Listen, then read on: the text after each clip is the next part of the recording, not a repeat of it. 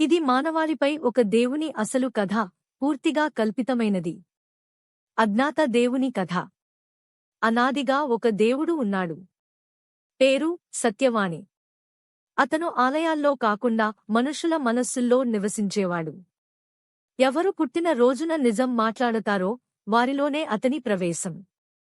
ఒకసారి ఓ గ్రామంలో చిన్న బాలుడు పుట్టాడు. పేరు వేణు. వాడు చిన్నప్పటినుంచి ఎవరికి ఎలాంటి నష్టం జరిగినా నిజం చెప్పేవాడు. అది కొందరికి నచ్చదు.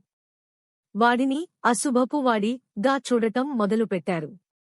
ఒకరోజు గ్రామంలో పాములు ఊచకోతలా చుట్టేశాయి. ఎవరు వచ్చారు, ఎందుకు వచ్చారు అనేది ఎవరికీ అర్థం కాలేదు. వేణు మాత్రం నిశ్శబ్దంగా వాటి వెనక వెళ్లి పాత గుట్టవీధిలోని మూసివేసిన ఆలయం తలుపులు తెరిచాడు. అక్కడ ఒక పురాతన శిల్పం, కళ్లలో నీలి వెలుగు మెరుస్తోంది.